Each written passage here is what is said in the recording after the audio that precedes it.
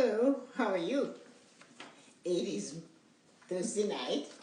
Hello, Debbie, how are you? So tonight is going to be about we should always find ways to improve ourselves. And that should be a little bit interesting because we always know we can do better and we can look better. We can do what we do and do it better. Not only for the people that we are supposed to do it for, but for ourselves, which is more important. I love that name, Drizzle, and I would like to know the meaning of it. Hi, Tiggy. I haven't seen you for a while. I saw one of your stuff you did, and I gave it a thumbs up. It was really good. So tonight, we are going to talk about ways to improve ourselves. There's so many parts of us that needs to be improved. So that, hi, Kathleen, how are you? So that is, Kathleen is right on with me tonight. I hope she has questions. Ladies, don't forget to ask me questions. I have a question box now. I didn't know I had one, so don't laugh. This is a learning curve, right? Everlastingly learning. So anyway, ways that we can improve ourselves. Because sometimes we think we can't improve or we don't want to improve. Nice seeing you too, Tilly.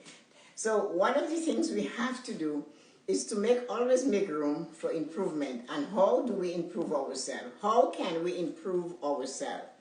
So for example, my dear friend told me today that I need to get a headset because she said I move so much that sometimes it's hard to hear me.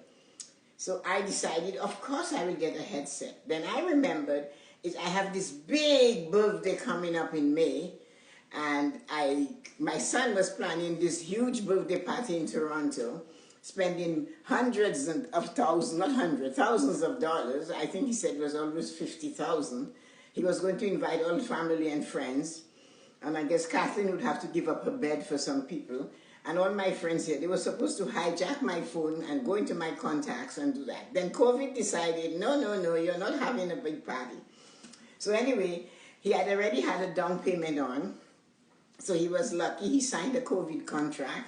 So when I told him, oh, you took a COVID, he said, of course, I learned from the best mom. You always said cover your, you know what it is? He said, so when I knew there was COVID, I'm planning this thing. I said, you know what, mom would have said, take the COVID coverage. So he said it cost me $3. They gave me back my $3 and the money I placed on. So then he said, hi, Amber. So then he said, so what can I do for you for your 75th birthday? So I said to him, I don't know. He said, well, Jillian told me you need new toys. So my toys are Apple products. I have my laptop, my iPad, my watch, my phone. So he said to me, I will give you some money for that. So he's sending me a check just to cover for my Apple products, my toys. So a long time ago, when I did some coaching, I'll talk to you, and some people don't get offended by this. If I'm just giving you my feeling and my personal perspective on it, it's an opinion, so don't get upset about it. My opinion was, I was coaching, and you know, I do a lot of one-on-one coaching. Kathleen can attest to that. So in doing the coaching, I observe people a lot because that is how you know, especially when they come to you for financial coaching and you find out, no, it's mental coaching, it's spiritual coaching, it's some other coaching, but financial is the one they can see. So that's the one they come to you for, and then you dig out of the weaknesses in the other pillars of prosperity. So then, hi, Donato. So then turn around. I noticed something about people, and it's not nice, but I realized from all that coaching, there were two types of people. The people that were more withdrawn and thought they weren't good enough and felt like nothing really mattered. They could do this, or everything they wore or they used was always of a lesser quality because they thought that is what they were deserving. So I noticed that a lot. But I noticed that flipped into their real life, and they felt like they were not simple. But you know what? I just need the phone to do this. It's just a pants. So that type of attitude. So I observed that, and I followed the thread with them. And then I started, one thing stuck out. Those that had an attitude they would have an iPhone. And I'm saying, that's weird. People with attitude have an iPhone, and those without an attitude would look for the cheapest Android. And I started noticing that. And then they would talk about things, and it was the same thing. So there are ways that people will say to you, you are not good enough. But when you start believing you're not good enough, because I asked a couple of them, and the wife is sitting there, who is the more boisterous of the two, or the man and they would have opposite phones. So I said, how come you have an Android and he has an iPhone? Oh, I just need it just for that. And the one with the iPhone said, this is the best. And I would open up and said, it's very difficult. Not everybody can use it. For that reason, I have it. And I go, whoa. So I started observing that. But then people influence you, and you drop and you take the less expensive one because you figure, okay, it's supposed to do that. But it was funny looking at that behavior. So that is why tonight I decided, when Michael said to me, okay, Mom, I'll buy you all your toys. And I said, okay. So he said, I guess you're still stuck on iPhones and all of that. I like them. I had Dell and all of these, and they were always being compromised. I haven't had that difficulty at all with my Apple products. But what I like about them is that you actually have to learn to use them. They're not easy to use, and I love the challenge. Give me a challenge, I'll go for it. I might pull my hair out, I'll call everybody, what do you do? But I'll still go for it. So anyway, so that rolled into our talk for tonight, and I want some questions. So ask me questions about that.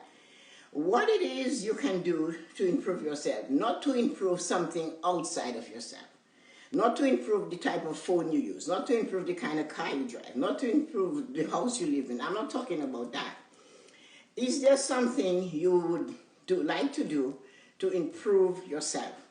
What it is that you would really, really like to do, that if you did it, you would like, it would improve yourself. And you're watching it. Because as human beings, when we want to do something, we watch it. We look at it this way. We take it from all the angles before we actually step into trying to do it. So it's just something that you want to do to improve yourself, to move you from where you are to where you want to be. It could be to take a course.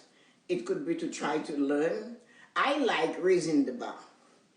I like thinking of something to do. When I was talking to Evan and Zan the other night, and I said to them, I watch all my videos back, immediately back. And I learned that from Freeman, that actor. He said he watches all his movies back because he knows how he can improve it. So I watch mine back, and then I have, like Debbie, my friend, and Donato will say to me, oh, well, you should have done that. And they will tell me what I didn't do right. And of course, don't count about my brothers and sisters. They're like white on rice on my back. But today when my girlfriend calls, she will not do it like them. But she'll say, I couldn't hear you, so you must get a new mic or get a mic or something. So off, I will get that with my birthday money. So anyway, the thing is that I want to do that to improve my delivery. I want to do that so when I do something, I do it well. I am excited about getting all my new products because somewhere in the back of my mind, I think if I use them properly, I will do better. And the point is, I want to keep raising my level. I am not satisfied ever with where I am. And if when I get to the point that I'm satisfied, it's not good for you. Because then you become lackadaisical. You become complacent. You start looking at things from a different way, like, oh, well, it's okay. It's never okay for me. I want to do better. If I'm baking, I can bake bread with my eyes closed because I guess I was born smelling bread being baked. Cooking is easy for me. I can put it together, lick it a split, and it's a great meal. But I want to do better. So I'll look for a challenge. I'll change the recipe. So what it is you want to do or you would like to do, besides Donato wanting to go and swim in the lake, I don't know why, at this time of the year. I heard it doesn't do anything to you. It just makes you feel, never mind. Anyway, so it makes two of us exactly no time for laziness here. No, I think you should always raise the bar. I think you should always try to improve yourself. And sometimes we forget we can improve. We forget, and a lot of things are simple to improve. Like it could be like sometimes you wear shoes and you don't realize the sole is going. And I think that is something people should be aware of. Or you wear your shoes and you never occurred to you that maybe you should dust it. So you have this really nice outfit on and your shoes look like it came from the salts on the 401. You found it on the 401 after a snowstorm and they salted it. So that is an improvement of yourself. In a way, how you perceive yourself. If you look in the mirror and you like what you see, then you don't have to do a physical change. But what would you do to enable you to be better at what you do for a living? Would you invest in courses? Would you continue to take the courses? Because a lot of times we invest and we enroll for a 10-week program, and by 5 weeks we drop off. Why are we doing that? Is it because we don't think we are worthy enough that we should continue to improve ourselves by taking the course? What is causing you as an adult to register for a program and only do 4 out of these 10 weeks? What causes you to do that? Hi, Yoko. So this is the question I want somebody to tell me. If you invest in yourself, see it through. I did something with my children because of that. I had a friend whose son used to play baseball before my children were old enough. And if they got tired, she would say to them, oh, you don't have to go. And they would just not go. So I am a person, I learn from experience or not do what happens around me. So I observe all those things. So when they came to the point, my kids wanted to do, for example, the big one was art at Cardinal Newman High School on Saturday mornings. It starts in September, it ends in March. And they all want to go to this art class. So that was great. I had to pay for it. So I sat them down and I said, okay, so what you're telling me, you're willing to get up Saturday morning at 9 to go to this art class, hi Ali, in February and in January when it's really cool. So I said, that's what I have to say. You have to think about it. And I said, these are your contracts on the table.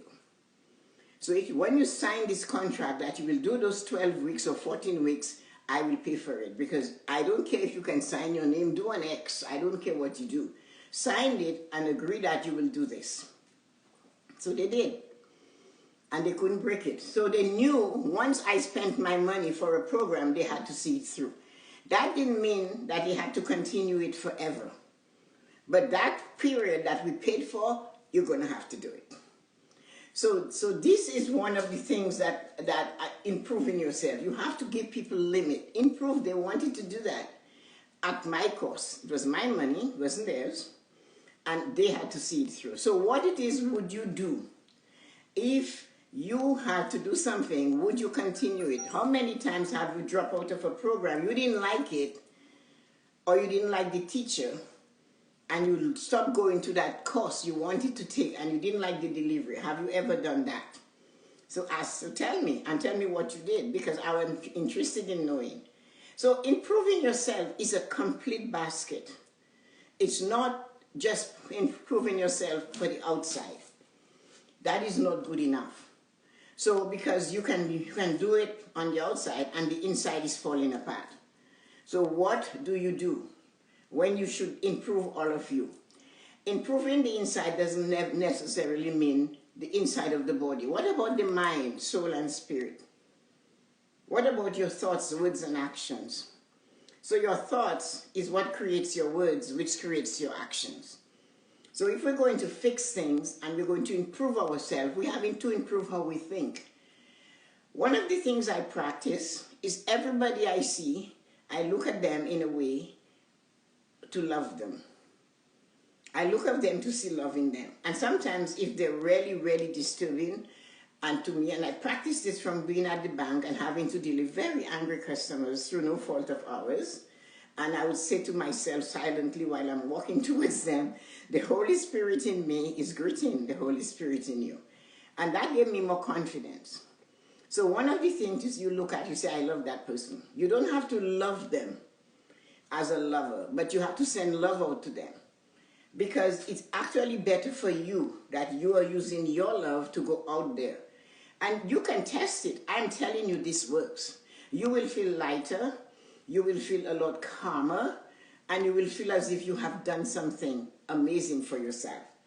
That is one of the things you find that will work for you. Hi, Ali. Because I am late again. No, Ali, don't be sorry. It's 4 o'clock in here. I'm happy you are here. You come all the time, and I hope one day you actually have something you learn that you can use. So that's what I want you to tell me. When you are going to improve yourself, look at the entire person. Don't just look at the surface. Look at what you're thinking. Because your thoughts is affecting somebody else. Your thought is affecting somebody else, right? And so you think, no. That thought is affecting you and you alone. So when you send out a negative energy, a negative thought towards somebody you're angry at, it's really you.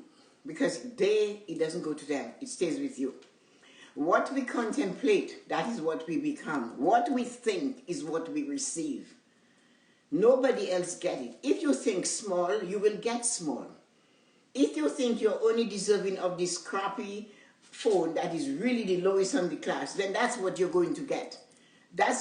Everything will be okay. So if you want to improve yourself, you have to like what you do for yourself. You do the best for yourself. Now, when I'm saying you do the best for yourself, there's so much you can do for yourself without costing you any money. You can love yourself as you are, whole and entire, with all your bumps, all your imperfections, all your wrinkles. Like Elizabeth Taylor said, I'm not doing any facelifts. All these wrinkles I have, she said, I earned them. And I'm going to keep them. And I'm sure that's a Shillingford calling. So anyway, one of the things we have to do for sure is ignore my family on the phone. Call from Echoes Research 8. Echoes Research. See what I mean? So anyway, that's one of the things about life.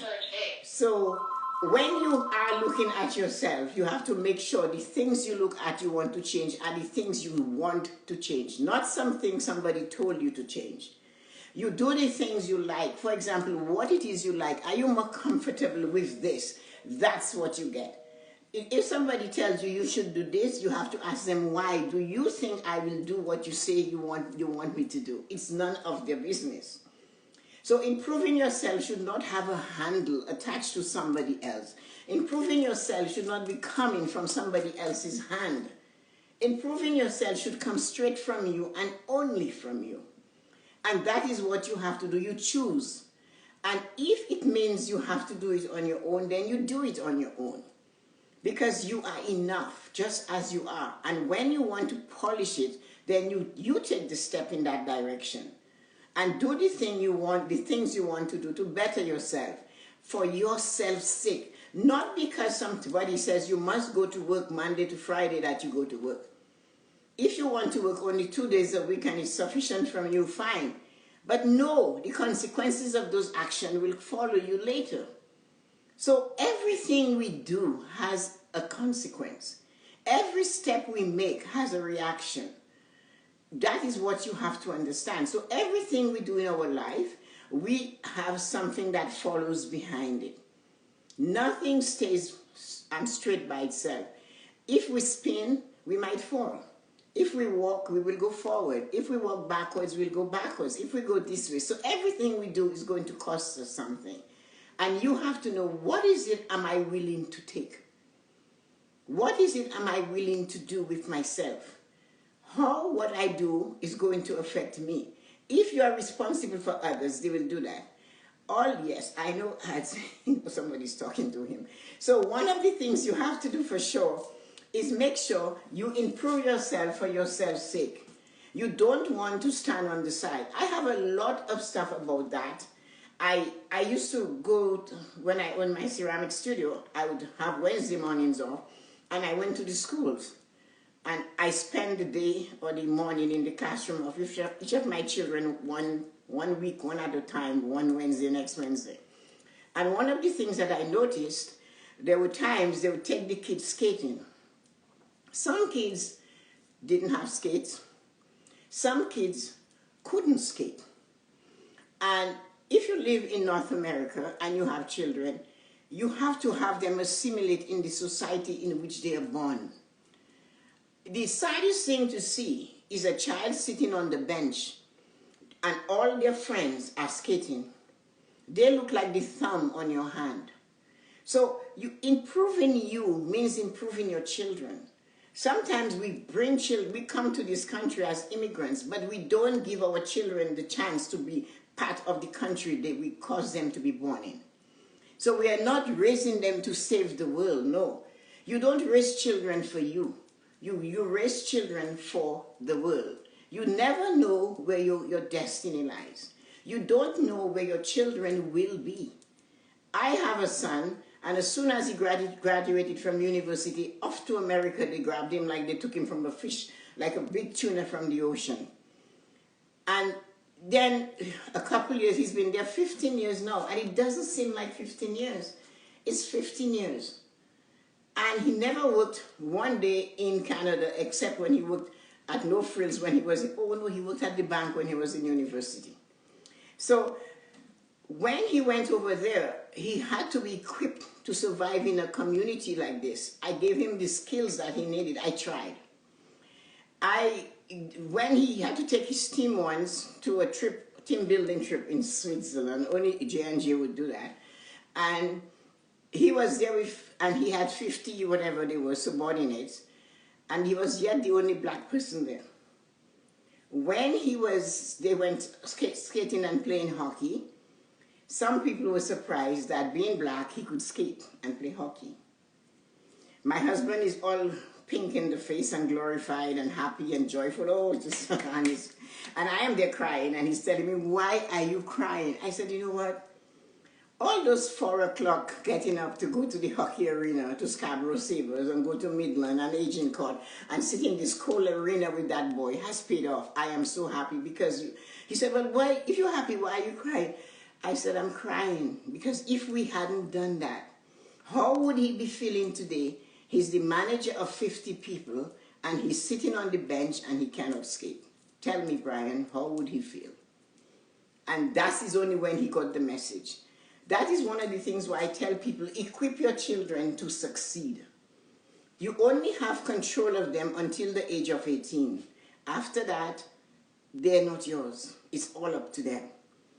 And the things you plant in them when they're little, that is what will grow. Teach them, raise them to survive in the world, not for yourself. And that is improving your life. Because in many cases, you left your home, your parents' home, and you are here. And your goal should be to improve your life by improving their lives. So they in turn can improve the lives of their own. Like the old people say, the tail you leave at the back is much longer than the tail that you met when you first started the journey. So that tail has to be stronger. It's carrying more people. Your parents had 3 of you, and between the 3 of you, you have 5 of you. So you see, it's a longer tail you're leaving behind. So when you're improving yourself, you have to improve all of you. All of you includes your children, yourself, your surrounding, and your life. Always strive to do better today than you did yesterday. Yesterday is not fixable. Yesterday is actually no more. Today matters. This moment now matters. When I started talking at 7, nothing can change. I can't go back there. And it was only a few minutes ago. So can you believe what can happen with yesterday? Tomorrow now is a mystery. We don't know what happens when we have a mystery. It has to be solved. And you can only solve it when you get there. So what matters now is now, the moment. That is why it is called a present. It is a gift. It is given to you to do the best you can every day. So when you start your morning and you start your day, you have to remember one thing. You have another chance to be better today than you did yesterday. Grab the chance. Step into the day. And don't be afraid of the day. I do something that is quite different, and I enjoy it so much. I wake up at 5 in the morning. And those who knows me knows I can sleep for 10 hours. It doesn't matter. I can sleep for 10 hours. But what I found out is that I prefer to get up at 5. By the time I get up at 5, when it's 12 o'clock, All what I want to do that has to be done is done. From 1 o'clock onwards, I have this thing I'm looking forward to of just sitting in the garden all summer long.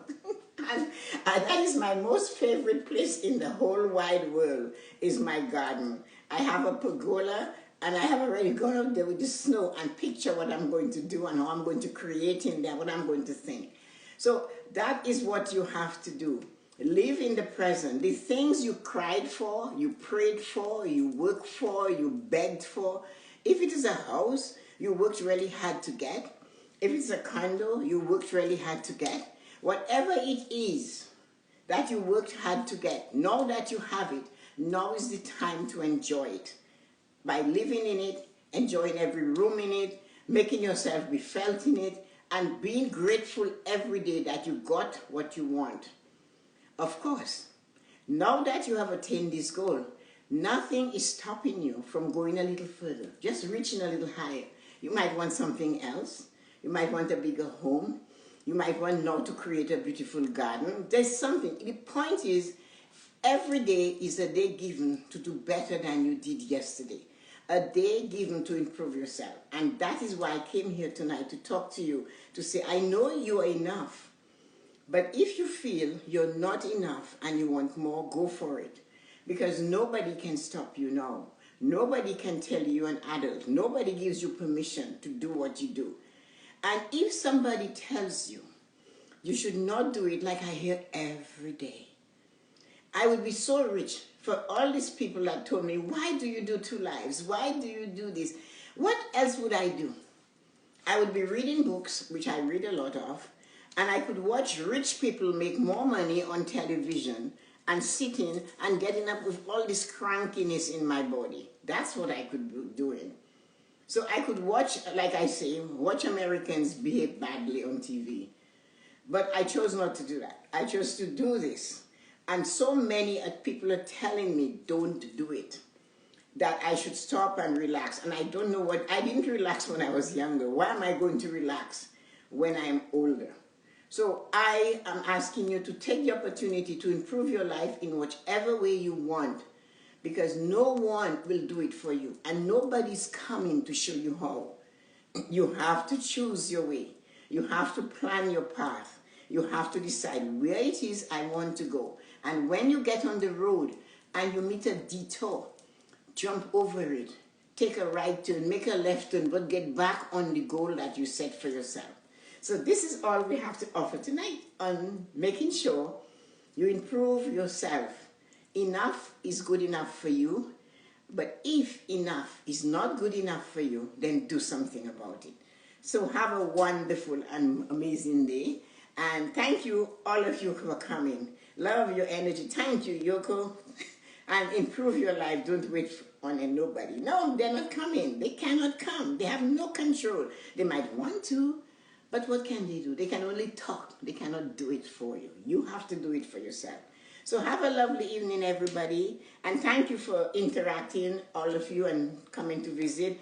I had Kathleen, I had Patrick, Yoko, Nikki, Tilly, I had Ali, of course, I had Donato, and I saw, was it Amber? Yeah, Amber dropped in. Debbie was there. So keep it up, Tessa. We are not done with you yet. Really? What do you want? I asked a question. Nobody gave me a question. You didn't give a question. Debbie, did you give a question? The question mark is not red. So you guys didn't say anything to me. So I am free to go. I did my part. So it's up to you to do your part. Keep it rolling. Let's go. That is your question? Debbie and Yoko come twice a day for their morning blessing and their evening. So thank you, ladies, for doing that. All this fire you put there, that is not a question. That is just little fire things. I don't know what they are. So I'm waiting for a question. I am here. So let's see what you can come up with. It's not snowing in Toronto. It's not raining in Toronto. It's windy and cold. That's what they said we had. So what would you recommend to someone to improve themselves? If I would have to know them first. I would have to know that person first. That is where you have, when you're coaching people, you get to know them personally. You get to know them more intimately. You have to know more about them because you're coaching them. And you can see the person is sitting at the table and they're breathing, and your dish of fruits is moving because of their breath going. Like, you have to answer what's wrong with that, right? So if you see somebody that's heavy breathing, you have to talk to them and ask them, if you have gone to the doctor, you just moved my whole bowl of fruits onto the floor from your breathing. You're breathing so hard. You have to talk to them. So you can find out, is that something, that's a problem? Do you need some water? What's going on? And you can say, maybe you should see a doctor about that. How many push-ups can you do now? The same 20 I've been doing for the past 2 weeks. Leave me alone. How many push-ups? 20. So that's about it. And that's it. Is that the questions you have? Really? And you want me to stand there and do this? So anyway, people, Donato has 1, 2, 3 questions. They all have the same answer. What's the first thing to do when you wake? I do when I wake up. The first thing I do when I wake up is that I exercise. I exercise for 20 minutes. My morning routine. I wake up at 5. I am out of the bed in less than 1 minute. As soon as my alarm goes, I get up. Because my bed is comfortable. I would stay in there and go to sleep again. So I get up at 5 and I turn the kettle on because I do lemon water, a big cup. And then I get ready and I do my exercise. So I begin while the water is boiling. So by the time I get the water, put the lemon in there. I have the lemon ready because I freeze my lemons. I buy a big bag of lemon.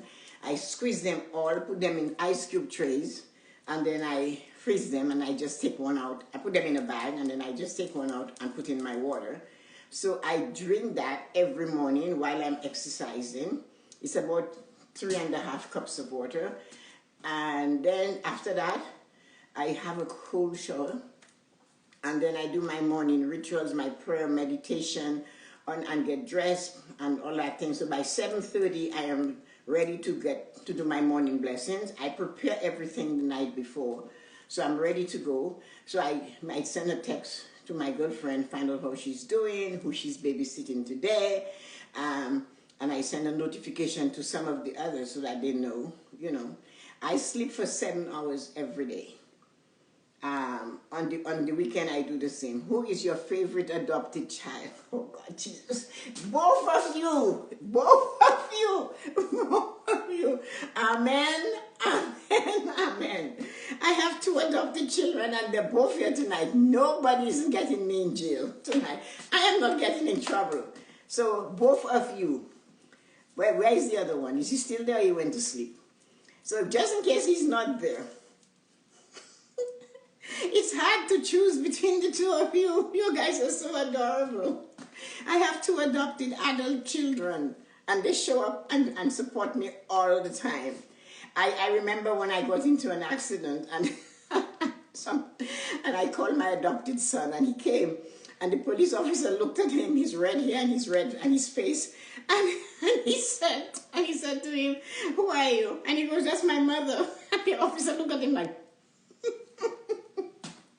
and of course he just took over. So that's my adopted son. And that's Patrick, and there's my adopted daughter. You're not getting me in trouble. That will cost me. He won't give me smoked salmon. No way, Jose. I'm not taking that bait, Kathleen. You're horrible. Yes, I love my adopted children just the same.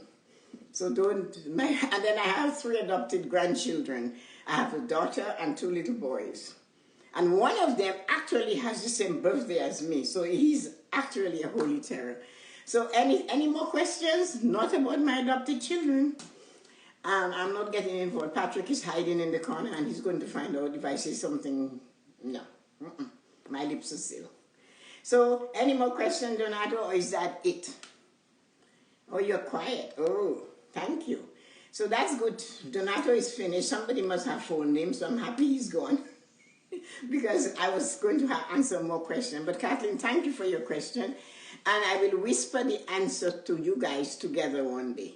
So have a wonderful evening, my children, and all of you for coming, and enjoy the night.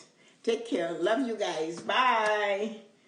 Coaching. Susie, where are you? I was just waiting for you. What's your most favorite thing to do besides travel? Sleep. Besides travel. My most favorite thing to do besides travel? Make love with abandonment. Don't leave yet. I'm not leaving because Susie came. I missed it. You missed some of it. He just asked me what is my most favorite thing to do besides travel. I told him to make love with abandonment. I hope he can cope with that. We were talking tonight, Susie, about improving ourselves. Although we know we are good enough, we don't settle. We know we are good enough, but we don't stay being good enough. We raise the bar, constantly raising the bar. And that's what we were talking about. So we talk about equipping our children to survive in the world, raising our children for the world, not for ourselves, giving them the skills we know that might just give them the edge, like teaching them things that are not normal for the race, giving them opportunities to do things that are different. So because we don't know where their destiny lies, and we don't know how they would survive in another place. So that's one of the things we were talking about, and that was the whole idea. So there was Steely was here tonight. We had a nice beat, and Ali was, of course, Ali would be there.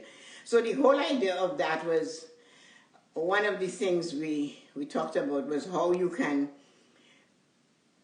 valuable you think you are by maybe what you give yourself. And one thing I didn't touch on is that people wonder about it. Nowadays everybody, including the walls of the office buildings, are allergic to perfumes and smells and scents. So you cannot really use your perfume.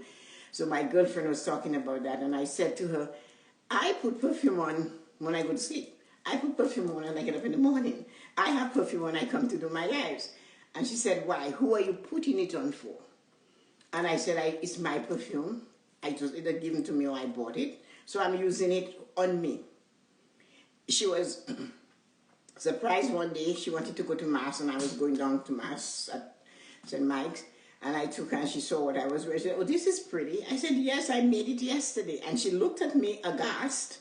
And she said, and you're wearing it already? And I said, but it's mine. I made it for me. So when should I wear it? So I don't hide things to wait to use it or to eat from it another day.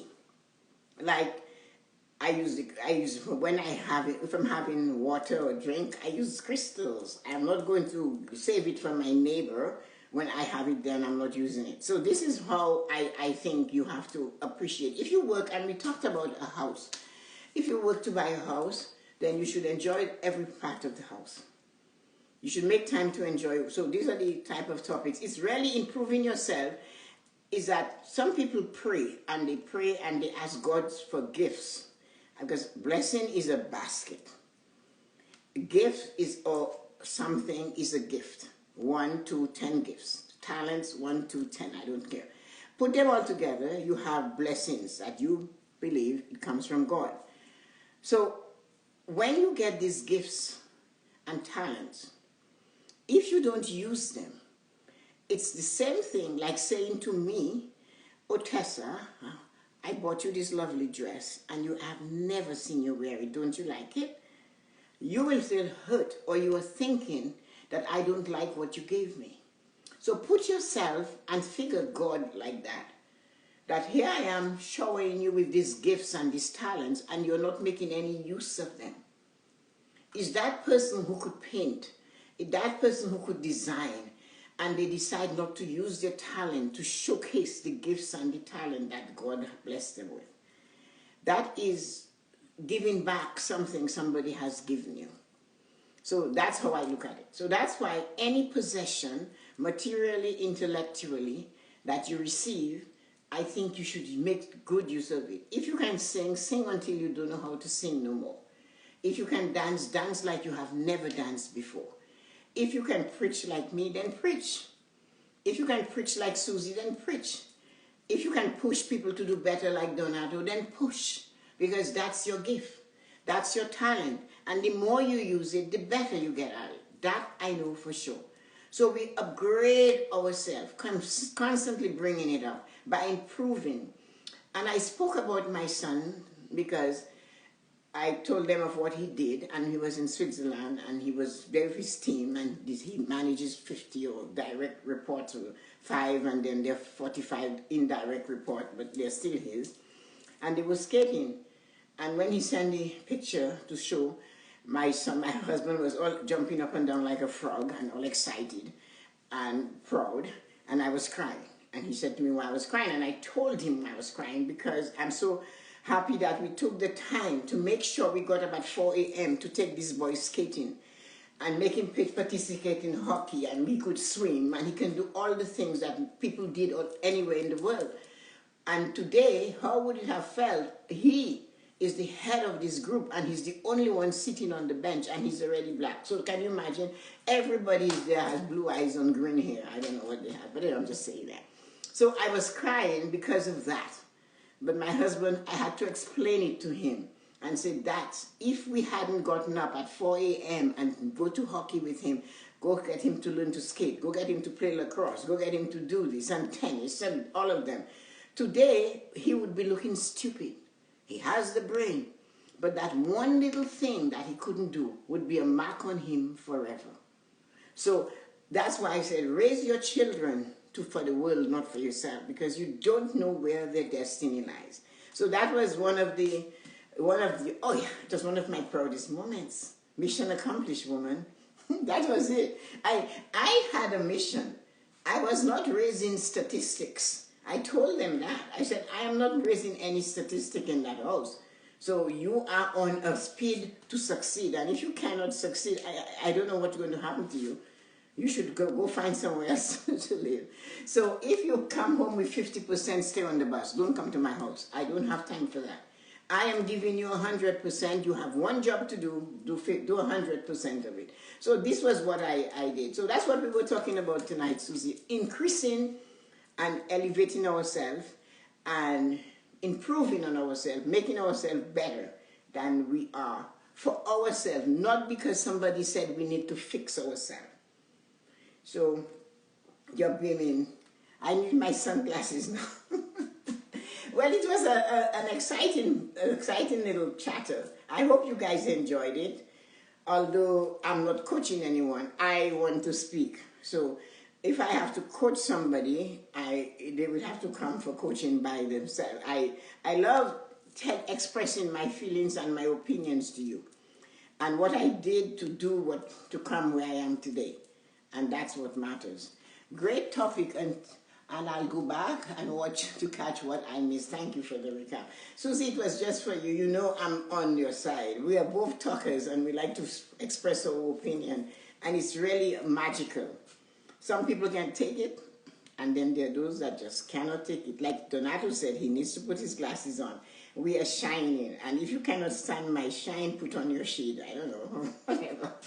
Have a wonderful evening. Thank you so much, Ali, because I can hear the answers to Donato's questions. You can't hear the answers to that. I don't answer all of his questions, Ali. You're not missing a thing. He wants to go swim in the lake. Talk to you later. Have a wonderful evening. Bye, guys. Yes, and you know, don't like missing your talks. I don't miss yours. I jump into it. So talk to you later, guys, and see you. Have a wonderful evening. Tomorrow at 8. I'm at 9 in the morning, blessing, and Donato past the time. Oh, past the time. It's 10 o'clock. Anyway, good night. Have a wonderful past the evening. Talk to you guys. See you tomorrow. Bye-bye.